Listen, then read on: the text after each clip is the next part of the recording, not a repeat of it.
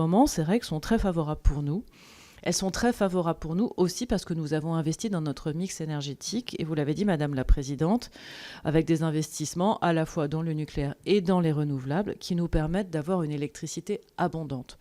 Donc je crois qu'on en est tous conscients, dans une situation plutôt de légère surcapacité de production électrique.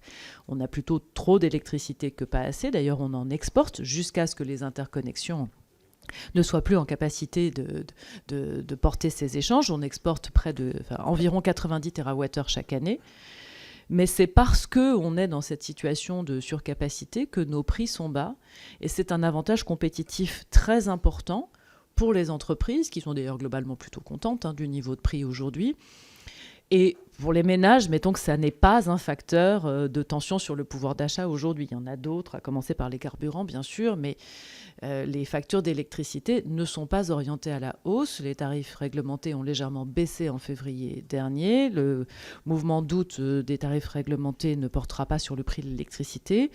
Et pour l'instant, il n'y a pas d'inquiétude particulière sur le mouvement de février. Et puis pour tout ce qui est offre de marché, on continue à avoir des offres de marché qui sont en dessous du tarif réglementé chez à peu près tous les fournisseurs, y compris d'ailleurs les fournisseurs historiques.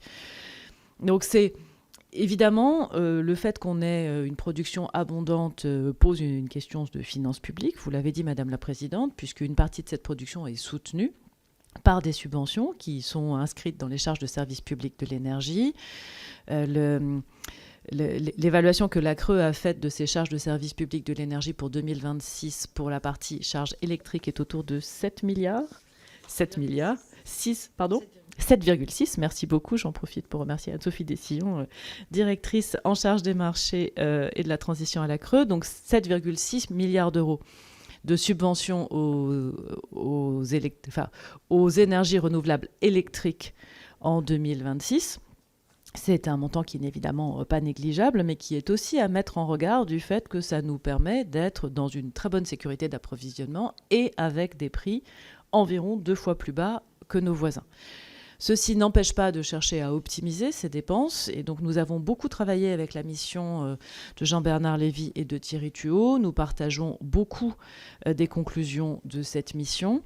Donc il y a des aménagements à faire pour continuer à optimiser le soutien aux énergies renouvelables.